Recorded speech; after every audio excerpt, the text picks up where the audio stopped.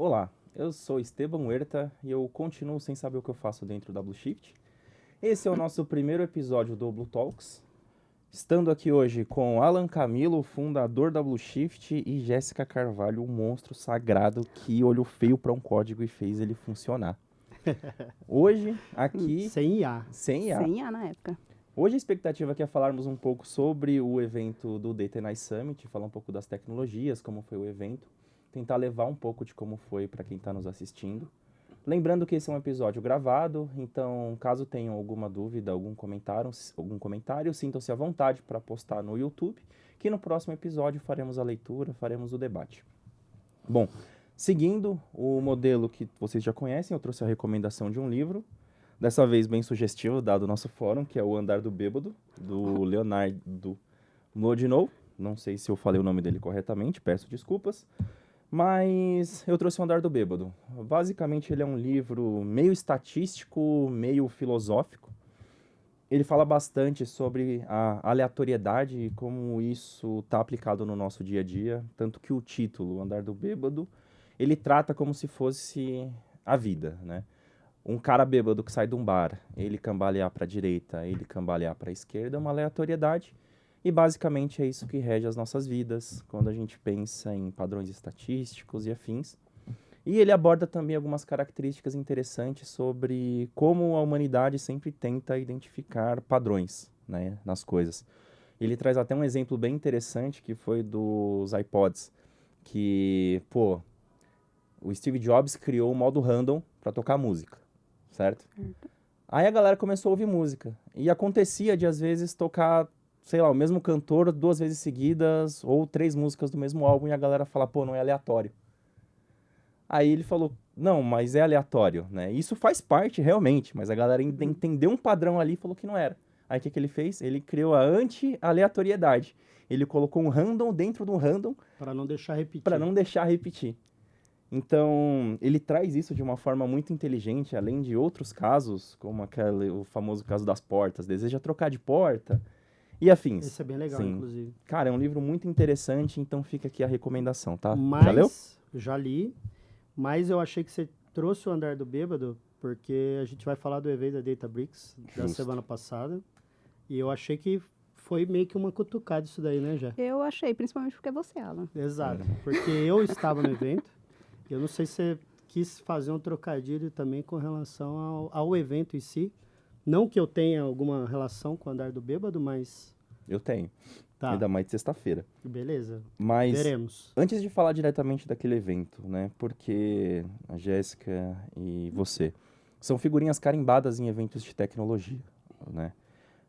Eu queria começar perguntando aí, pode ser pra Jéssica. Jéssica, como é que é participar desses eventos? Tipo, a galera que tá lá é uma galera good vibes, é uma galera executiva, como é que é? É uma mistura dos dois, mas eu consigo perceber que o pessoal tá lá muito mais good vibes do que...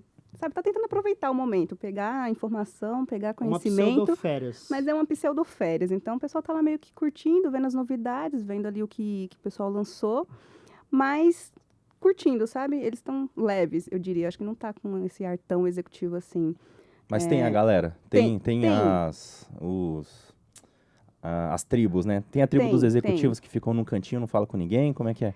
Eu consigo identificar algumas tribos. Tem as tribos dos nerds, assim, que você vai ver, os caras estão sempre discutindo sobre tecnologia, etc. Tem uns que são executivos que estão tentando buscar realmente ali inovações, e aí eles começam a pegar, né, aí ver contatos e ver, falar, aquele assunto é interessante, a gente precisa falar sobre isso depois. E aí, e tem o pessoal que tá indo lá meio que pra O rolê, né? rolê. Da hora. Então, tem esse... Exato. Acho que por isso que eu nunca fui convidado pra nenhum, porque eu seria a Pode galera do ser. rolê. Talvez nem no evento eu fosse. E aí depende também muito da característica do evento, né? Tem eventos mais nerds, vamos dizer assim, mais técnicos geralmente, atraem público mais nerd, mas tem os eventos que realmente promovem essa colisão, vamos dizer, entre os nerds e os executivos, né? Então, alguns dos eventos, o Data Night Summit, por exemplo, é um deles, leva tanto o público nerd quanto o público mais executivo ali, mais gestores, coordenadores, C-levels, né? Então, você acaba vendo um pouquinho de tudo, inclusive, às vezes, nesse evento passado aqui, o mais recente, inclusive, deu até alguns choques culturais, assim, porque alguns fóruns foram promovidos a fim de misturar e, sei lá, os executivos saíram um pouco frustrados pelo papo ter se aprofundado demais, sabe? Muito sério? técnico. Mas, antes disso, falar do passado ainda. Vocês, sei lá, tinha a PassCon, Hadoop Summit, né? Assim, vocês veem... Spark Summit vem de um histórico de eventos, assim, mudou muita coisa desde lá, sei lá, 10 anos atrás, assim, pelo que vocês viram? Eu diria que sim. Não em termos de público, né, de pessoal que vai, como que é a dinâmica assim, mas eu acho que em termos de tecnologia, porque a gente acaba vendo muita coisa diferente em um curto período de tempo, né? E eu acho que condensou, né? Antes a gente tinha eventos mais para o público open source, aonde se discutia realmente open source, né? E o plano de fundo era comercial sempre, né? Sempre tinham patrocinadores, sempre tinham questões comerciais envolvidas, né? Projetos ali que eram apresentados e tal, mas o papo era técnico. Uhum. O papo era bem do bicho grilo ali da tecnologia. E aí, condensando, a gente vê um apelo mais comercial, eu acho, hoje em dia. Tirando a PassCon, né, que é o novo Community Over Code, né, que continua na raiz, né, mas, e alguns outros, obviamente, tem alguns outros eventos que vão na linha um pouco mais técnica, mas eu acho que essa condensação de eventos tornou ele mais comerciais. Uhum. Mas ainda tem um rolê.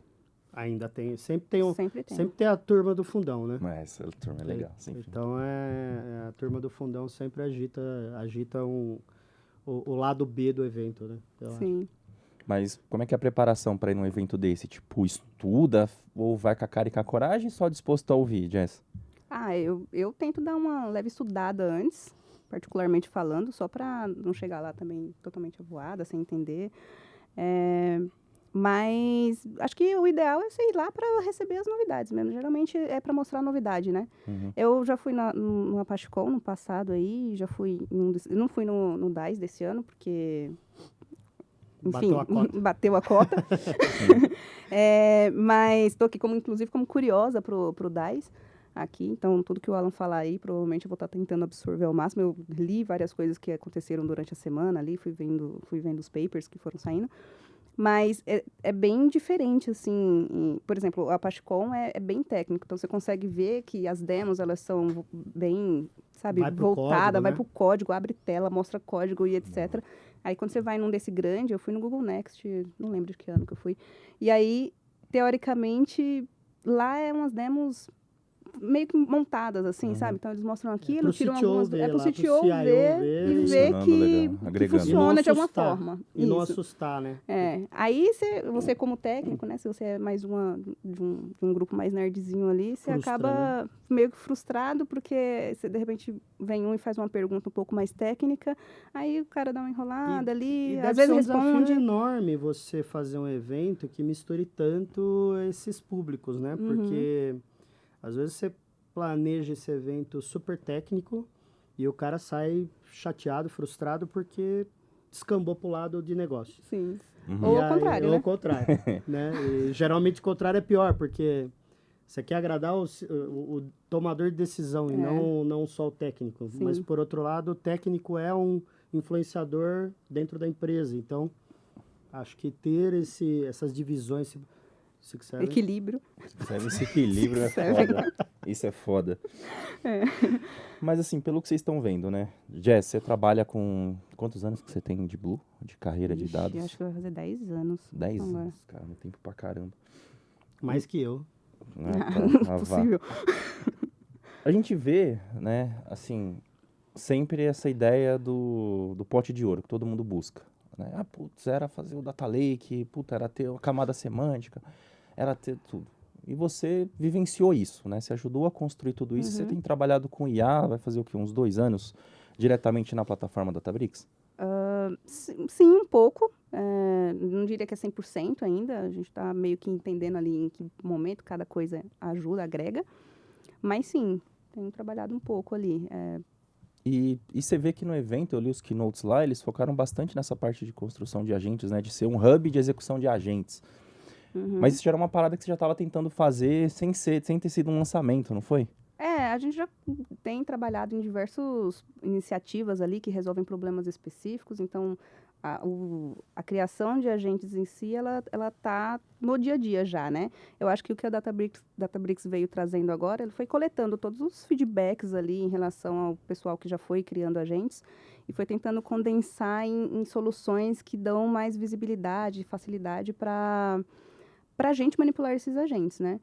Visualização de custo, de produtização mesmo dos agentes. E então, E, querendo ou não, era um gap da plataforma por conta de oferecer uma forma de criar agentes, mas, ao mesmo tempo, não ter a governança completa sobre, né? Sim. Hoje a gente vê que ele está muito voltado lá para o Unity Catalog, que eu acho que é um dos maiores produtos ali da Databricks, porque junta toda a governança. Então, tô ansiosa aí para ver se tudo que foi falado ali vai atender às expectativas do pessoal, né? E é uma Exato. dor, né? A governança sempre foi o calcanhar de Aquiles de todo mundo, assim.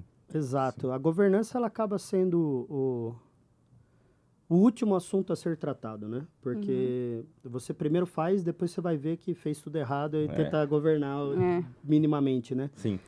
Foi o problema do self-service de qualquer coisa. Self-service ETL, self-service BI, self-service Lakehouse. Então, todo self-service cria essa... Obviamente, cria ali um primeiro momento, aquela adoção massiva. E aí as pessoas sacam, as empresas sacam que essa adoção massiva talvez não seja tão legal, porque acaba sendo um pouco descoordenada. Então, você cria um dashboard que o outro já criou e começa a gerar um indicador que... Está diferente na tá outra diferente área. do outro. Então, quando você fala de margem, a margem deveria ser a mesma para todo mundo, mas é diferente para a Jéssica do que para mim. Né? Não é uma vez nem duas que a gente viu isso, né? Não. É aquilo do caos, né, galera? Acho que o caos é uma zona, mas o caos não é uma zona. O caos é perfeito. O caos é perfeito. O caos é a organização de toda desordem. Mas, Alan, percepção que você teve, tipo, pelo menos a Databricks, ela veio sempre com esse viés da comunidade, né? Tanto que destoou aí. Eu vi que tem alguns projetos open source que já estão sendo embarcados na plataforma agora. Como é que foi isso aí lá? O que eu gostei de ver, né? Indo um pouco já pro evento do Data9, que ainda os projetos, eles tendem a ser mantidos open source, né? Isso é legal. Amém. É foda quando... Pode falar foda? Pode. Beleza. É foda quando... Só pra saber, né? Formato novo, às vezes... Tá chique não, aqui, tá né? liberado. Tá liberado ainda. Eu vim com o manto sagrado, então pode falar eu já achei uma falta de A gente só tá mais sofisticado, mas continuamos os mesmos. Sim. Beleza. Então, é foda quando você vê a plataforma nascer no open source e, de repente, descambar para o fechado completo, né? Mas na Databricks é uma coisa muito legal, filosófica, talvez, né? É que muitas das coisas que são lançadas, inclusive, são lançadas também paralelamente em open source. Ou nascem em open source e permanecem em open source, né? Formato Delta, né? O Delta Lake, né? O Delta Lake Store, que é o formato Delta, né? E agora a Iceberg também está entrando? O Iceberg entrou porque é até interessante, né? Grande parte da briga do negócio era em cima do formato. Sempre foi, né? Cara, se eu domino o formato, talvez eu domine o mercado. Lembra do Orc? O Orc, exato. Tinha uma Avro. Nossa, a Avro. Eu, inclusive, era do time Avro, porque eu achava que era bem legal a questão de evolução de esquema, etc e tal. De tráfego de dados, enfim, tinha uma pegada legal em cima do Avro. Enfim, passou. Tá, posso. Agora, volta pro Iceberg, e pro Delta Lifetime. E todos eles acabaram indo nessa mesma linha, todos eles têm essas qualidades e alguns defeitos, mas, obviamente, todos eles vinham a interoperabilidade entre plataformas, que não se tornou tão interoperabilizável porque ou se usava Delta ou se usava Iceberg. A ideia de trazer o Iceberg para dentro da plataforma também fez com que as outras plataformas levassem o Delta para dentro das dele. Uhum. Então, isso permite que você troque dados hoje de uma forma mais simplificada e consiga ingerir um dado, por exemplo, que foi gerado em Snowflake dentro do Databricks e vice-versa, né? Então, isso é bem legal. E para quem nos acompanha, né, agora nesse formato novo, mas há anos atrás, Você que nos acompanha, viu que nos acompanhou nos eventos, via que a gente falava muito disso, sobre justamente essa interoperabilidade de não se prender a um formato de dados específico, porque isso gerava o famoso vendor lock-in. Mas esse é um bagulho que a gente pode falar que caiu por terra. Agora, formato é formato, cara, mais ou menos, Spark vai ler qualquer coisa. No final do dia, sempre tem uma necessidadezinha de gerar um lock-in no cliente, né? A plataforma, o Databricks, por exemplo, você não consegue rodar na tua máquina, né, Jéssica? Não. Então, obviamente, para rodar minimamente, você precisa usar a plataforma. Sim. Né?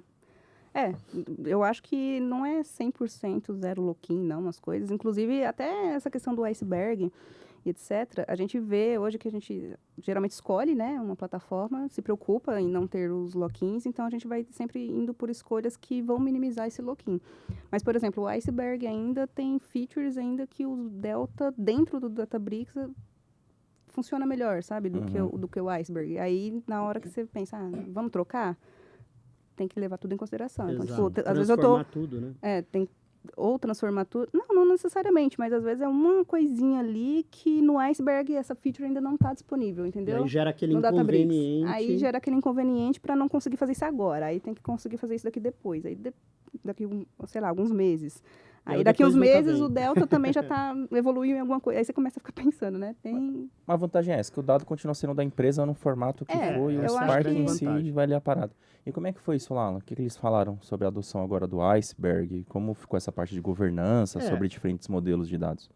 Hoje assim, acho que o Iceberg ficou, obviamente, no evento anterior, no DICE anterior, acho que o Iceberg ganhou mais evidência. Nesse evento, obviamente, ele ficou já num segundo plano, porque entrou novos personagens no jogo, né?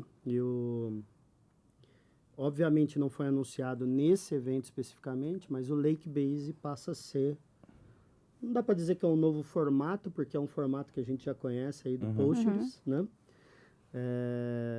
Mas o Lake Base ganha evidência.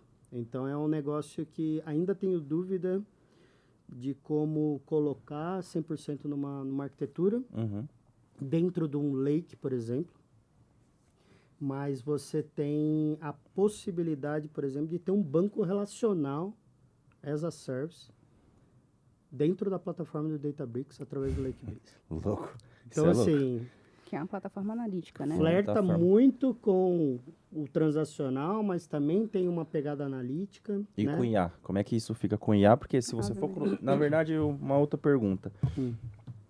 Todo evento, eles têm aquela chamada, né? Vai falar sobre tal. IA foi o core do evento? Com certeza, o grande core do evento, a peça-chave desse evento foi IA. Governança, principalmente, né? Porque existem dezenas, se não centenas de frameworks de geração de agentes no mercado, né?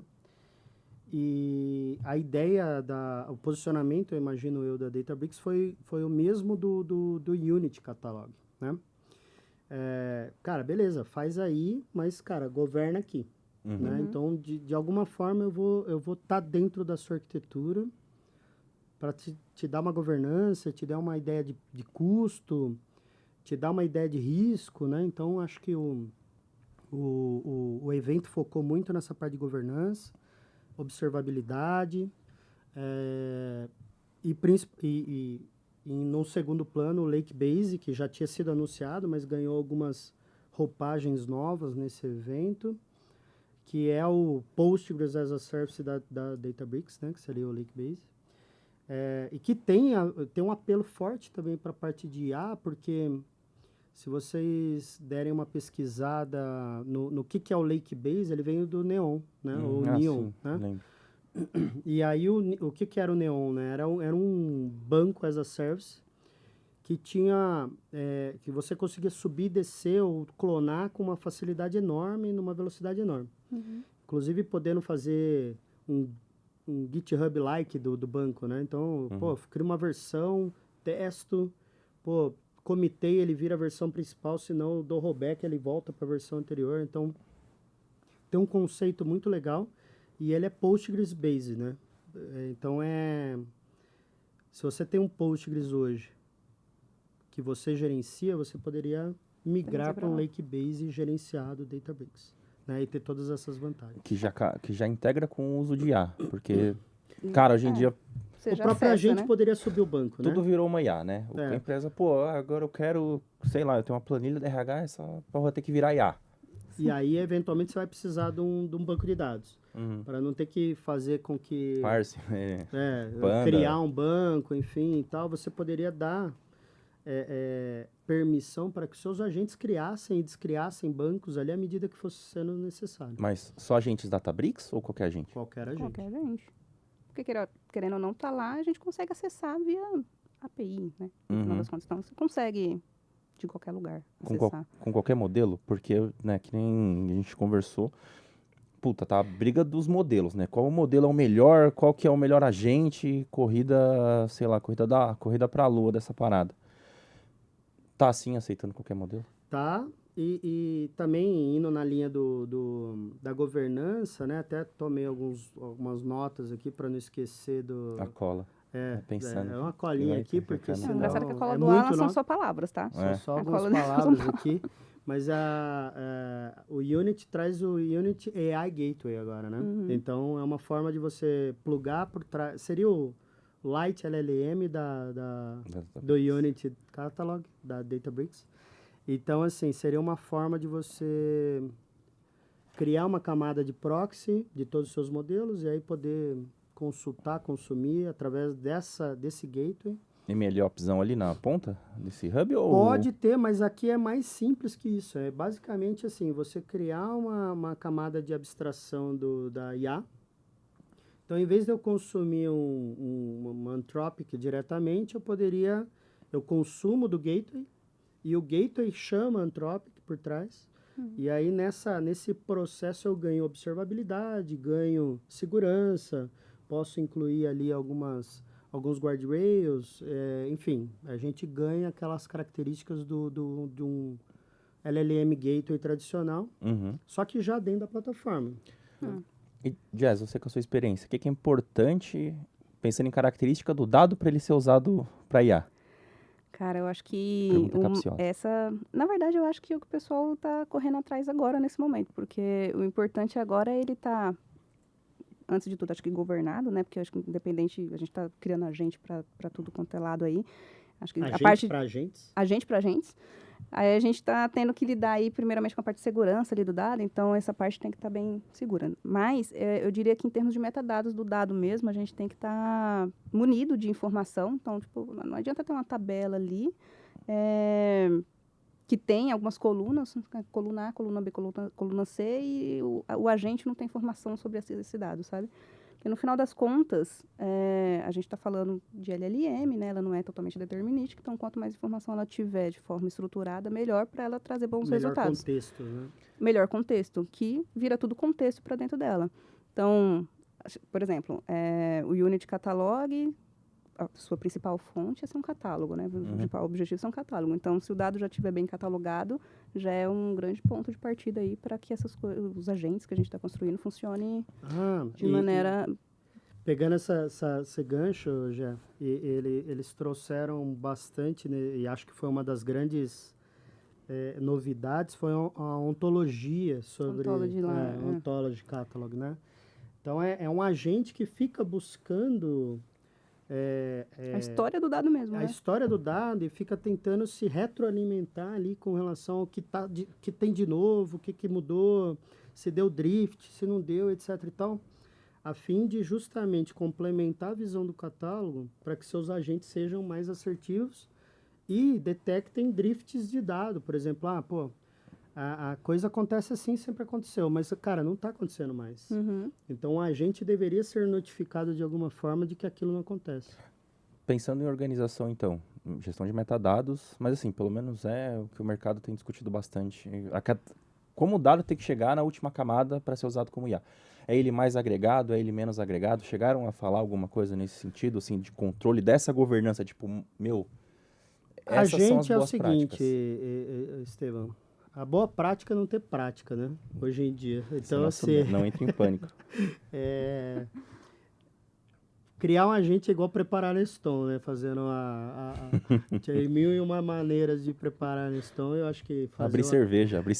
exato. 1001 maneiras de abrir cerveja. Então, acho que o melhor agente é aquele agente que te atende no final do dia, né? Então, não existem, obviamente, boas práticas de construção de agentes, né?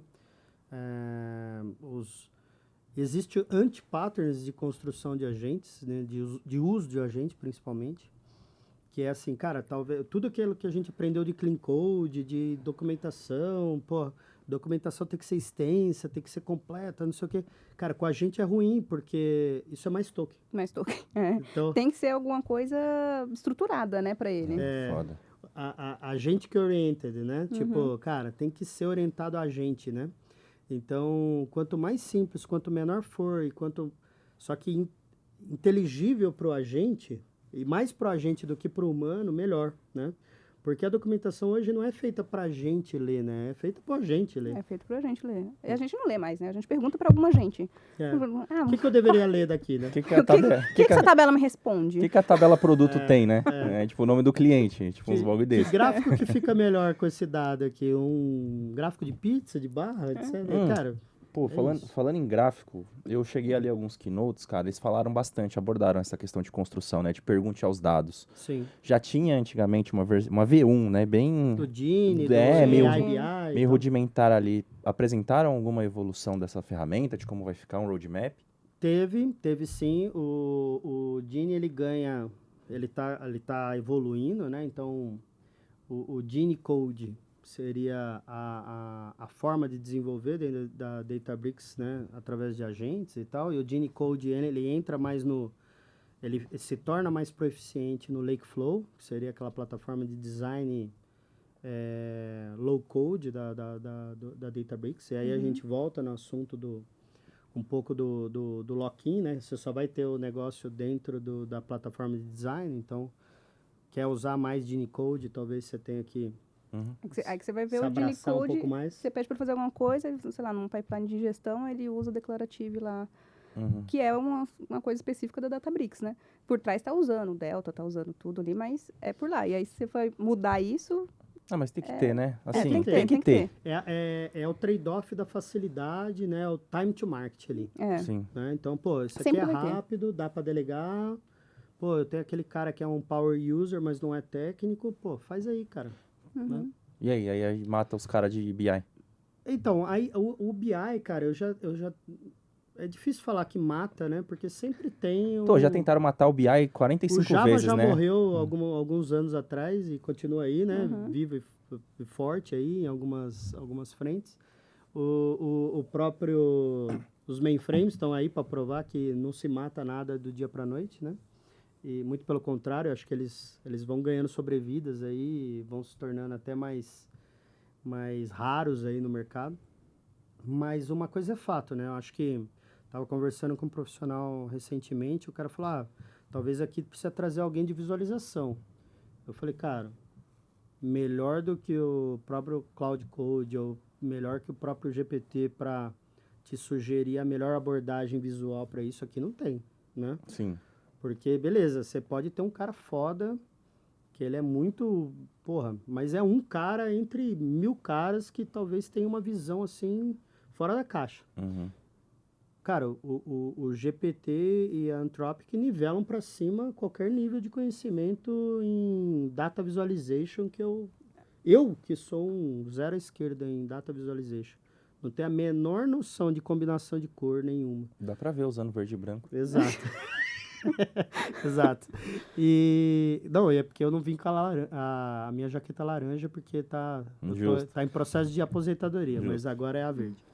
E cara, eu jogo essa parada no Cloud Design e o negócio sai assim, estado da arte, né? Então acho que e a própria Genie entra nessa linha de AI BI com uma noção melhor de design, né? Uhum. Então, assim, também foi anunciado um AI BI mais espertinho, né? Para realmente te ajudar a produtizar dashboards mais rápido.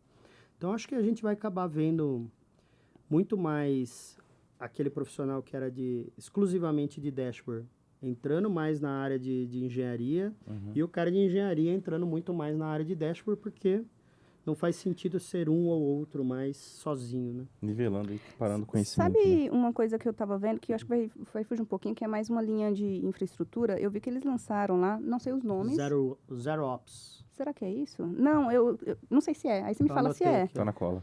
Não, mas é porque ele falou isso. Mas eu não sei se o que eu vou falar é o Zero Ops. Ah, tá bom. Pode ser. Não, mas eles lançaram lá um novo modelo lá de warehouse, que foi feito pelo Raiden, assim, foi em comunidade com a empresa, que teoricamente é os nossos bancos lá de MPP, né, que a gente já conhecia. Sim. A minha grande dúvida é, será que eles estão também munindo a infra para garantir, por exemplo, que os agentes que foram construídos gerando visões para dashboards ou para coisas que precisam responder muito rápido, porque pelo que eu vi, responde muito rápido.